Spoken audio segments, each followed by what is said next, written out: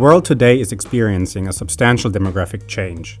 Our societies are getting older, meanwhile we are moving less and less, which is a burden for our crippling healthcare systems. The demand for physiotherapy is high, yet do the reimbursements not live up to this demand, with 16 euros per treatment due to frequent budget cuts.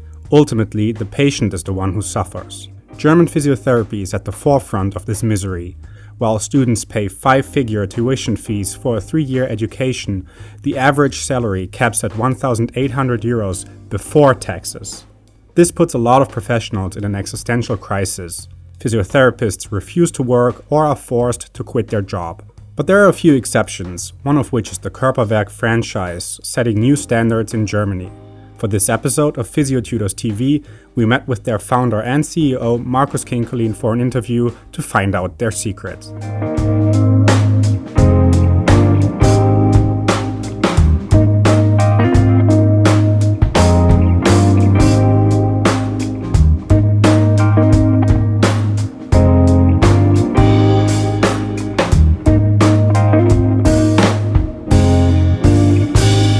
Also Markus, danke nochmal für die Möglichkeit, dass wir mit euch das Interview machen können und mit dir.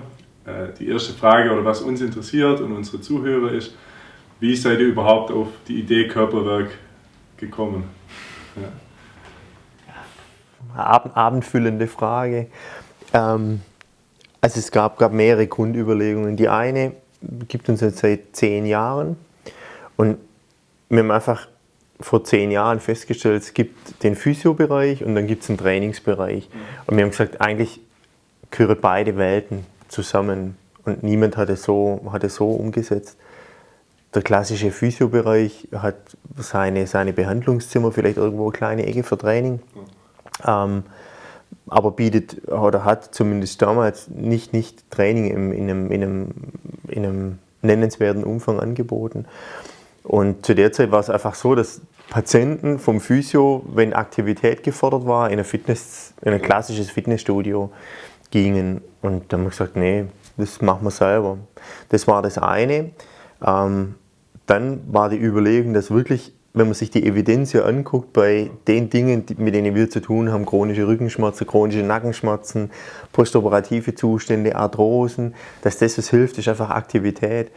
Und wenn wir das machen möchten, was evident ist, dann müssen wir Aktivität auch anbieten und als zentraler Bestandteil in unserem Reha-Konzept dann anbieten. Und das war die Überlegung zu sagen, Aktivität, Training spielt einfach eine große Rolle. Ja.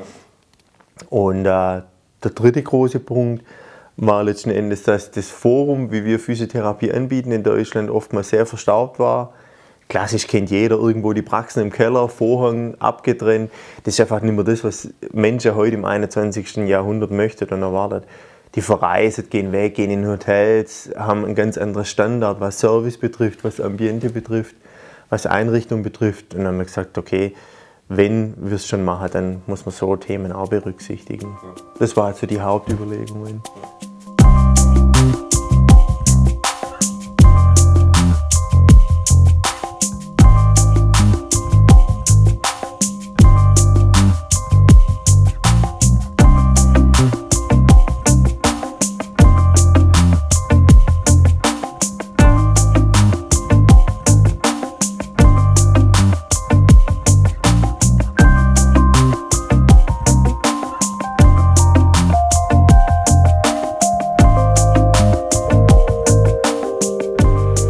Du hast eigentlich schon ein bisschen so genannt, im Endeffekt, was unterscheidet euch von der typischen Physiopraxis in Deutschland? Von der Praxis unterscheidet uns, dass wirklich Aktivität bei uns eine zentrale Rolle spielt. Also klar, glauben wir nach wie vor an die Kraft der manuellen Therapie, aber alles eben zum richtigen Zeitpunkt. Und uns unterscheidet, dass wir wirklich Aktivität und Training einen großen Raum beimessen. Wir haben hier in Weilheim allein 600 Quadratmeter reine Trainingsfläche. Das ist schon deutlich mehr wie eine normale klassische Physiopraxis. Das ist ein Teil. Der andere Teil ist, dass wir wirklich sehr viel in Fortbildung und Weiterbildung investieren und dass wir diesen Bereich Service auch große Bedeutung beimessen. Also wir möchten bewusst unsere Patienten sind Kunden, ganz klar. möchtet wirklich dem Patienten und dem Kunde auch einen anständigen Service bieten, den du oftmals in Deutschland im Gesundheitswesen nicht hast. Lange Wartezeiten, keine Ahnung, schlechtes Ambiente, manchmal mangelhafte Sauberkeit und. Das geht nicht mehr heute, in der heutigen Zeit, und deswegen sagen wir, das ist ein wichtiges Thema. Aber Fachkompetenz, Training im Zentrum und Service, kann man sagen. Ja, also wenn man euer Konzept vergleicht mit der klassischen Physiotherapie, ist es so, dass bei euch die Patienten privat dazu zahlen, aus eigener Tasche. Ja, das ist ja was, wo sich viele am Anfang mit Sicherheit dagegen sträuben, könnte ich mir vorstellen. Warum denkst du, dass die Patienten doch bereit dazu sind und warum funktioniert euer Konzept so gut? Man sagt ja immer, Patienten sind nicht bereit, dazu zu zahlen und in ihre Gesundheit zu investieren. Und unsere Erfahrung ist wirklich 100% der andere. Wenn die Leistung stimmt, ist nach unserer Erfahrung, die wir jetzt die letzten knapp 10 Jahre machen, ist es völlig normal, dass die Leute sagen, okay, ganz klar, ich bezahle da was dazu. Und es ist ja nicht so, dass wir einfach für die gleiche Leistung einen Aufpreis verlangen, sondern die Patienten kriegen bei uns mehr Leistung. Ja. Gesetzlicher Rahmen sagt 15 Minuten Therapie. Das macht keinen Sinn. Macht für niemanden Sinn. Es macht für den Patienten keinen Sinn, weil der hat netto 10 Minuten Behandlungszeit. Es macht für den Therapeut keinen Sinn, weil so will niemand arbeiten. Er hat keine Erfolge damit oder viel kleinere Erfolge, wie wenn er sich wirklich um seinen Patienten kümmern kann. Und für den Kostenträger macht es auch keinen Sinn, weil wenn ich 15 Minuten brutto Behandlungszeit habe, ist das Ergebnis einfach bei weitem nicht das, wie das ich erreichen kann, wenn ich 30, 45, 60 Minuten behandle. Und Qualität in der Physiotherapie hat nicht nur, aber eben auch mit der Zeit zu tun. Und ich kann jemandem ja viel mehr geben, wenn ich einfach viel mehr Zeit habe. Und wenn man guckt, warum sind Patienten unzufrieden beim Arzt, beim Physio? Sagen immer, er nimmt sich keine Zeit oder sie nimmt sich keine Zeit. Und wir möchten uns bewusst Zeit nehmen, weil allein dieser Diagnostikprozess, dieses Erfassen vom Problem, da muss ich mich ja einlassen, da muss ich ja mich als Therapeut auch in eine Situation bringen, wo ich entspannt bin, wo ich open-minded bin und auch die Informationen erfassen kann. Und wenn ich weiß, Käse, in 7 Minuten kommt mein nächster Patient, dann funktioniert es einfach nicht. Ja, das Komische ist ja in Deutschland, dass Physiotherapie, da will eigentlich niemand was zahlen und für Osteopathie zahlt dann doch irgendwie ein Großteil 80 €, da sind sie auf einmal dann doch bereit. Also das funktioniert ja auch und läuft gut. Also das ist was wo ich immer drüber nachdenke. Weil es von Anfang an Selbstzahlerleistung war. Ja. Und es ist immer schwierig, wenn früher gab es was umsonst und jetzt muss ich dafür bezahlen, das Umdenken. Bei Osteopathie war es immer so, es war nie eine Kassenleistung, also zahlen es die Leute auch. Aber wie gesagt, gerade die Jüngeren, und nicht nur die Jüngeren, aber bei den Jüngeren ist es völlig normal und zusehends auch bei den Älteren, dass sie einfach sagen, oder wenn sie sehen, die Leistung stimmt und ich profitiere davon, ich habe einen Erfolg, zahlen sie auch. Ja. Und es sind überschaubare Beträge. Ja, das nächste, was ich habe als Frage, ist, ihr habt jetzt, ist das 7. Standort hier mit Weilheim, ist das stimmt? Ja. Ja? Also 7 Franchise-Nehmer, beziehungsweise Kirchheim ist ja der Startstandort, ist ja kein Franchise-Unternehmer oder Franchise-Nehmer, also Kirchheim, dann habt ihr Freiburg, Weilheim jetzt, Gehrden bei Hannover, ihr habt, was ist das, Mauerstetten? Das kommt jetzt, ja. Kappel in Österreich. Ja. Was habe ich vergessen? Friedrichshafen. Friedrichshafen noch. Genau, also 7 Standorte, davon einer in Österreich. Könntet ihr euch vorstellen, sowas in Holland oder in einem anderen Land mit einem anderen Gesundheitssystem zu installieren? Würde das funktionieren aus eurer Sicht? Das ist vielleicht schwierig für dich, jetzt da eine Antwort drauf zu geben, wenn du das Gesundheitssystem nicht so gut kennst, aber kannst du dir das vorstellen, dass sowas funktioniert? Unser Lizenzsystem funktioniert ja basiert auf mehrere Säulen. Zum einen ist es das Thema Marketing. Eine normale Praxis und der Praxisinhaber hat ja keine Zeit, eine eigene Homepage professionell zu machen, die mit Inhalten zu füttern, sich darum zu kümmern, hat in der Regel keine Zeit, kein Geld. Das funktioniert in jedem Land. Also das Marketing einfach das Gleiche ist. Sprache wäre sicher ein Thema, wäre sicher ein Hindernis, weil man es ja dann entsprechend konvertieren müsste. Ja. Die Ausbildung der Mitarbeiter. Wir haben ein Ausbildungssystem, wo man Mitarbeiter strukturiert ausbildet. Einmal fachlich, einmal im Bereich Service, die kriegen eine Knickeschulung, die kriegen ein Verkaufstraining. Das ist bei uns ganz wichtig, man muss die Leistung irgendwie verkaufen. Das funktioniert sicher auch in einem anderen Land. Das Thema Aktivität und Trainingskonzept funktioniert sicher auch. Deswegen ist es, denke ich, in einem anderen Gesundheitsmarkt auch möglich. Der größte Hemmschuh wird wahrscheinlich einfach die Sprache sein. Ja. Deswegen war das für uns bisher noch nie eine Idee. Ja. Aber ja, wenn wir mal dann kommen mit Holland. Ihr braucht das nicht, ihr seid. Ihr kennt das ja alles. Ja. Es ist wirklich so, die meisten, die zu uns kommen, das sind klassische Physiotherapeuten, die haben eine bestehende Praxis, sagen, wir möchten uns ein modernes Format geben, haben aber nicht die Zeit, nicht das Geld, uns darum zu kümmern und möchten das Rad nicht neu erfinden und kaufen da im Grunde für überschaubare Beträge funktioniert das Konzept ein. Und das Konzept funktioniert so, dass wir einen relativ großen Anteil der Umsätze, die wir machen, in diesem Bereich Selbstzahler machen. Ja. Also wir haben durchschnittlich jetzt hier in Österreich funktioniert auch ein bisschen anders, aber durchschnittlich haben wir unter 40% GKV-Einnahmen und der Rest sind privat liquidierte Leistungen und somit unabhängig vom Gesundheitssystem. Ja. Ja. Das war auch die Grundüberlegung, um auf deine erste Frage nochmal zurückzukommen.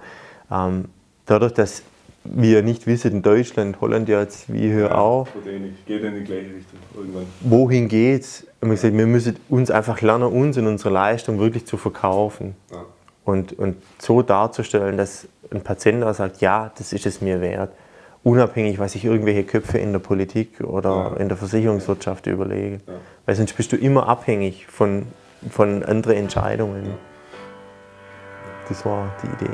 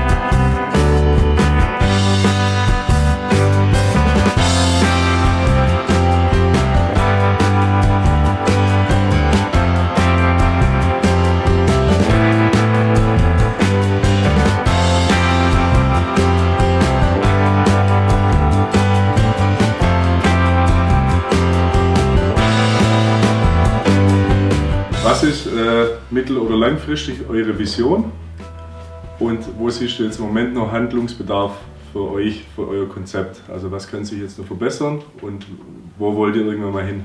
Was ist euer Traum vielleicht auch? Ja, die Amerikaner sagen ja immer, die Deutsche oder die Europäer denken in viel zu kleine Maßstäbe. Also unsere Vision ist die, wenn ich die Zahlen angucke, ist es in Deutschland oder europaweit sogar so, dass ungefähr 12% der Bevölkerung irgendwo eine Trainingsmöglichkeit in einem klassischen Fitnessstudio nutzt. Das sind auf Deutschland gerechnet sind es 11 Millionen Leute. Je nach statistischer Erhebung, die man liest, zwischen 40 und 50% gehen wegen Rücken- oder Gelenkschmerzen oder wegen medizinisch-gesundheitlichen Problemen in ein Fitnessstudio. Jetzt sind Fitnessstudios aber nicht die optimale Einrichtungen für solche Themen. Und im Moment ist es in Deutschland eigentlich nur Kieser, der den Bereich konzeptionell abdeckt. Und unsere Vision ist die, dass wir sagen, mit unserem Konzept die Verbindung von Training und Therapie, von Gesundheitstraining, von den Konzepten, die wir da anbieten im Bereich Training und Rehabilitation, dass wir im Grunde überall in Deutschland, in jeder größeren Stadt vertreten sind. Das ist unsere Vision. Ja. Brauchst noch immer Geld dafür. Aber das ist tatsächlich das, wo ich denke, das, was wir machen, könnte in jeder deutschen Stadt funktionieren, mit einer gewissen Einwohneranzahl. Ja. Wo ist im Moment noch der größte Handlungsbedarf in eurem Konzept? Also siehst du jetzt im Moment irgendwas, wo du sagst, so, das muss ich jetzt noch am meisten verändern vom Konzept? Ja, im Moment ist noch relativ viel kopfbasiert. Also relativ viel, was ihr macht, ist abhängig von der Kompetenz der Mitarbeiter. Und was wir jetzt im neuen Jahr verstärkt erarbeiten, sind wirklich Programme. Also dass wir viel mehr in definierten Programmen arbeiten. Dass einfach klar ist, völlig mitarbeiterunabhängig, was passiert mit jemandem, der Rotatorenmanschetten-OP hat und zu uns kommt. Was passiert mit dem chronischen Rückenpatient? Welche Übungen macht er? Ja. Welches Assessment hat er vorher? Was passiert mit dem Diabetiker? Ja. Wenn ich die Zahlen angucke, Diabetes, in der Zeit zum Zweiten Weltkrieg, während dem Zweiten Weltkrieg waren 0,4% der Deutschen haben Diabetes mellitus Typ 2 gehabt. Heutzutage sind es 10%. 10%. Und wenn man überlegt, was dadurch entsteht, und das sind ja Inaktivitätskrankheiten, ja. Durch Inaktivität, zu viel Körperfett, zu wenig Muskelmasse. So, und für solche Dinge brauchen wir einfach Antworten. Antworten im Sinne von definierten Programmen. Und das ist sicher ein Thema, das wir in unserem Konzept jetzt verstärkt ausarbeiten müssen. Ja, ich denke, da spielt euer Trainee-Konzept auch eine Rolle, oder? Also, ja, ihr habt euer 2-jähriges Trainee-Konzept aufgestellt. Läuft das schon? Also, oder wie weit seid ihr da damit? Das läuft jetzt seit 3 Jahren, ja. Wobei das Ziel vom Trainee-Konzept ist einfach das, man muss sehen, die Ausbildung in Deutschland ist sehr, sehr heterogen. Also es gibt gut ausgebildete Berufseinsteiger, aber es gibt leider sehr viel schlecht ausgebildete Berufseinsteiger, gerade die von Fachschulen kommen. Und das Ziel vom Trainee-Konzept ist, innerhalb von 2 Jahren aus einem Berufsanfänger einen klinischen Spezialisten zu machen, der in der Lage ist, ein sauberes Assessment zu machen und eine saubere Behandlung durchzuführen. Also es geht mehr darum, wirklich den Mensch auszubilden, aus dem Berufsanfänger einen klinischen Spezialist zu machen. Und das ist eine Kombination von internen Schulungsmaßnahmen, von wöchentlicher Supervision und von externen Schulungsmaßnahmen. Und die ersten sind jetzt fertig. Die Erfahrungen sind super. Also es ist wirklich toll zu sehen, wie die jungen Leute sich entwickeln innerhalb von kurzer Zeit und wirklich einfach klinische Kompetenz kriegen. Ja. Das ist toll. Und es funktioniert so, dass die in der Regel 1 Tag in der Woche mit dem Trainee-Programm verbringen, oder so? Oder war mal die Idee ursprünglich? Also habe ich es damals noch verstanden von eurer Idee her. Die arbeitet bei euch. Genau. Und ungefähr 1 Tag in der Woche oder so sind sie eigentlich beschäftigt mit dem Trainee-Programm, oder ist das anders? Die sind insgesamt 40 Tage pro Jahr für Ausbildung, ist für Ausbildung reserviert. Das geht auch nicht von ihrem Jahresurlaub weg, sondern sie sind in der Zeit freigestellt, bestehend aus externen Fortbildungen, also sie machen eine Manualtherapie-Ausbildung im Maitland-Konzept, machen eine Ausbildung in myofaszialer Triggerpunkttherapie, machen eine Ausbildung in funktionellem Training, das findet dann bei uns statt, oder kriegen auch ein KGG-Zertifikat, also machen Trainingsausbildung und Therapieausbildungen. Dann sind sie 1 Stunde pro Woche, haben sie Supervision im Betrieb und sind dann mehrmals im Jahr sogenannte Clinical Days in einem Körperwerk, treffen sich dort als Gruppe und haben dann einfach 2 Tage Untersuchung von Patienten und Assessments und Besprechungen, also so ein Clinical Placement nennen wir, so eine weitere Supervision. Ja. Na, das hört sich super an, ja, das ist ja super. Ja, glaube ich dir. Ja. Genau, du hast auch schon angesprochen, dass 40% von euch über die gesetzliche Krankenkasse kommen. Kann ich, wenn ich mich heute selbstständig mache, als Physiotherapeut mit eigener Praxis, kann ich überleben, nur mit Kassenpatienten in Deutschland? Ich glaube, der Hartz-IV-Regelsatz in Deutschland sind 740 € im Monat. Also das heißt, das ist das man zum Überleben braucht. So definiert es die Bundesregierung. Das kann man sicher erreichen, aber man kann kein gesundes Business machen. Und es gibt mittlerweile in Deutschland große Banken, die keine Finanzierung mehr von Physiotherapeuten machen, weil das Kreditausfallsrisiko zu hoch ist. Es gibt Zahlen von der Bankenwirtschaft, die zeigen, wie hoch die Gewinne vor Steuern bei der klassischen Physiotherapiepraxis in Deutschland sind. Die liegen zwischen 30.000 und 40.000 Euro im Jahr. Ja. Gewinn vor Steuer. Wenn man dann bedenkt, dass der Inhaber sich nur selber Kranken- und Renten versichern muss, dann kann man ausrechnen, was am Ende übrig bleibt. Es reicht zum Überleben, aber es macht wirtschaftlich keinen Sinn. Ja. Macht wirtschaftlich keinen Sinn. Und es ist einfach auch nicht fair, was wir bekommen. Ja. Es ist einfach nicht fair. Und das ist sicher auch der Grund, weshalb die deutsche Physiotherapie ein ganz, ganz großes Problem hat, nämlich es gibt keine Physiotherapeuten mehr.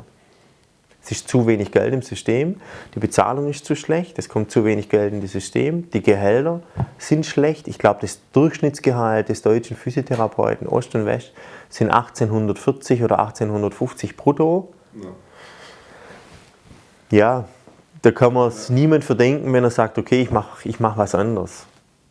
Und es gibt einfach auch, die Ausscheidungsquote ist extrem. Von jungen Leuten in den Beruf einsteigen, sie haben 20-Minuten-Taktung, sie haben Viertelstunde-Taktung, sie arbeiten wie am Fließband, die gehen hochmotiviert in den Beruf, sind konsterniert, wenn sie wirklich ihre Arbeitsbedingungen sehen und sind dann oft relativ schnell wieder aus dem Beruf draußen, machen was anderes. Das ist, ja. Also es macht keinen Sinn, das zu machen, ja. Finanziell betrachtet.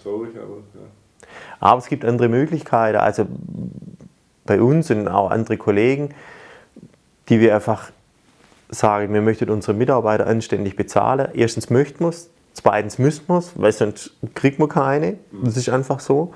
Wir müssen also gucken, dass wir einen Stundensatz haben, der auskömmlich ist und der uns auch dazu befähigt, unsere Mitarbeiter auch anständig zu bezahlen und wirklich auch Geld in Fortbildung zu investieren. Und nicht, dass ein Mitarbeiter 40 Stunden die Woche in der Behandlungsbank stehen muss und im 15 oder 20 Minuten Takt seine Patienten abarbeiten. Das führt, die Leute brennen aus. Ja. Die sind fertig. Das kannst du eine gewisse Zeit machen und dann ist es vorbei. Und die Lösung besteht meines Erachtens nach einfach darin, dass wir andere Stundensätze brauchen. Es geht gar nicht anders.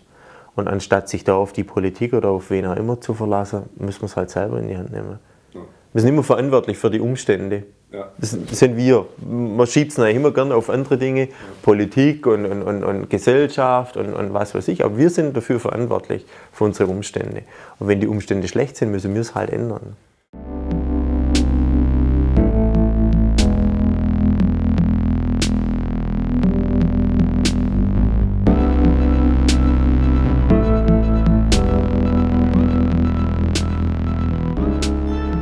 Ja, also du hattest schon angesprochen, dass es relativ schwierig ist, im deutschen Markt gut ausgebildete Neulinge zu finden. Wir kommen beide vom Studium, vom niederländischen System. Denkst du, dass in Deutschland ein Studium die Problematik lösen würde? Auf jeden Fall, auf jeden Fall. Die akademische Ausbildung halte ich für enorm wichtig, weil sie einfach viel mehr diesen Bereich evidence-based abdeckt. Also universitäre Ausbildung macht es einfach. Das ist bei der Fachausbildung heute eben nicht der Fall oder sehr stark davon abhängig, welche Lehre man hat, aber im allgemeinen Lehrplan ist es nicht drin. Die jungen Physiotherapeuten, die werden noch ausgebildet in Dingen wie KG, Gynäkologie, die werden ausgebildet in Hydrotherapie. Also allein der Umfang der Ausbildung im Bereich Hydrotherapie, Elektrotherapie, solchen Dingen ist größer als manuelle Therapie. Also die Leute können wissen, wie man einen Guss macht, wie man einen Knieguss macht oder so, aber sie wissen oft nicht, wie man eine Schulter- oder eine Halswirbelsäule untersucht, haben noch nie was über bestimmte Assessmentverfahren gehört und ich glaube, sowas kann die universitäre Ausbildung auf jeden Fall abdecken. Ja. Wir hatten schon das Trainee-Programm angesprochen, aber das ist eigentlich ja im Prinzip die Übergangsphase zur Festanstellung von jemandem, den ihr ins Körperwerk-Team aufnehmt. Wäre es für das Körperwerk interessant, das im größeren Stil zu machen, in Form einer Akademie, dass man wirklich sagt, okay, vom Schulabgänger bilden wir Physiotherapeuten aus, sei es in Kooperation mit einer Universität. Ist da was im Gange? Ist das eine Planung? Ist das eine Option für euch? Absolut, absolut. Die Überlegungen, die gibt es schon lange. Im Moment sind wir einfach noch zu klein dafür, dass sich sowas lohnen würde. Wir haben eine Kooperation mit der FIHH in Hamburg, größte Fortbildungsveranstalter in Deutschland. Wir schicken alle unsere Trainees dort zur Manualtherapie-Ausbildung und zur Ausbildung, was die Triggerpunkttherapie betrifft. Also da gibt es eine Kooperation, aber dass wir das selber im eigenen Haus haben, das wäre absolut wünschenswert, eine absolute Vision auch von uns, dort noch mehr zu machen. Um vielleicht beim Thema Weiterbildung, Innovation zu bleiben, ihr habt das Trainingswerk, die App, entwickelt, mit der ihr hier auch in euren Häusern arbeitet. Zum Thema Technologie in der Physiotherapie, klar, wir sind ein internetbasiertes Ding. Was ist dein oder eure Meinung wie kann die Physiotherapie von technologischem Fortschritt profitieren? Wir haben vorher schon darüber gesprochen, über Themen wie Online-Diagnostik zum Beispiel oder Online-Beratung. Denke ich, da kann man in der Physiotherapie sicher viel machen. Die Leute müssen ja nicht unbedingt immer ins Haus kommen, um Fragen zu beantworten. Im Bereich Schulung, also die Frage, wie lernen Therapeuten heute? Ganz schlecht, wenn sie gar nicht lernen, weil Physiotherapie ist einfach ein Beruf, der lernt man immer, kann man immer lernen, muss man immer lernen. Die Frage, wie lernen Leute, muss ich irgendwo hinfahren, um mir Informationen zu holen, oder kann ich mir die Information nicht auch online besorgen, wie zum Beispiel über euren Kanal? Das ist ein wunderbares Medium, da kann ich mich abends hinsetzen, kann noch gucken, wie funktioniert ein Test. Ich denke, in den Bereichen machen Online-Dinge absolut Sinn. Viel mehr als momentan jetzt auf dem Markt ist. Wir hatten vorhin schon bei der Haustour ein bisschen gesprochen über Social Media. Klar, ich denke, wir sind da schon relativ erfahren.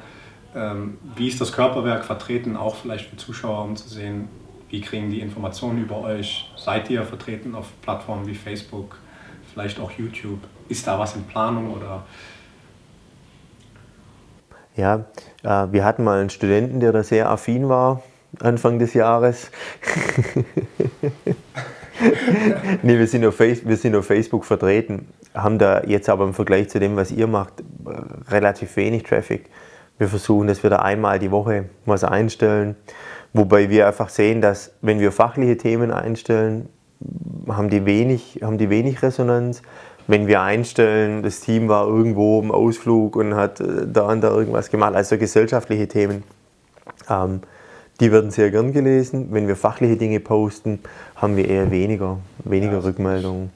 Ansonsten gut, ich denke, wir haben einen guten Eindruck schon geben können, was das Körperwerk-Konzept ist, was eure Vision ist oder auch eure Mission.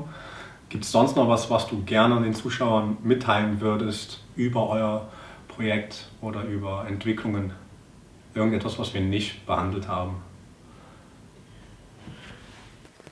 Gut, wir haben ja vorher am Anfang darüber gesprochen, was unsere Mission ist. Und die besteht letzten Endes ja darin, dass wir einfach die Bereiche hochwertige Therapie, hochwertiges Training und hohe Servicequalität versuchen in ein Konzept zu bringen. Das führt dazu, dass wir ein Arbeitsumfeld haben, in dem es wirklich Spaß macht zu arbeiten. Wir haben einen sehr hohen Anteil von wirklich motivierten Patienten. Wir haben die wirklich eine hohe Eigenmotivation mitbringen. Wir haben die Möglichkeit, auch uns wirklich um unsere Patienten zu kümmern in Bezug auf die Zeit. Also wir haben Behandlungstaktung von eine halbe Stunde, Dreiviertelstunde, Stunde, wo wir uns um unsere Patienten kümmern können. Also wir haben die notwendige Zeit, die man auch braucht. Wir haben dadurch bessere Ergebnisse oder sehr gute Ergebnisse und das kommt natürlich wieder an uns zurück. Also je besser es dem Patienten geht, desto besser das Feedback an uns und damit haben wir ein Arbeitsumfeld, mit dem es einfach Spaß macht, jeden Tag gerne in die Arbeit zu gehen. Das sieht man, wir haben so gut wie keine Fluktuation den Leuten gefällt, uns gefällt es hier zu arbeiten und je besser wir drauf sind, desto mehr überträgt sich es natürlich auch auf den Patienten. Und von dem her glaube ich, dass die Mission aufgeht. Ja, ich glaube, das können wir beide auch bestätigen. Ja. Selber Okay. hier auch einen Teil unserer Ausbildung verbracht, ja, durch Praktika. Und ja, ich würde, denke ich, an der Stelle mich bedanken im Namen von uns beiden für das Interview, für die Einladung. Und ja, wir sind gespannt, was das Konzept Körperwerk, das Franchise, wie weit das geht. Also. Ich danke und ihr seid jederzeit herzlich willkommen. While the circumstances are challenging, Körperwerk's formula for success, stemming on providing high-level service and clinical expertise, shows that there is a way to free oneself from governmental ties. People are willing to pay extra for better treatment, and maybe this is a wake-up call for better working conditions with the Körperwerk concept serving as a role model for future developments.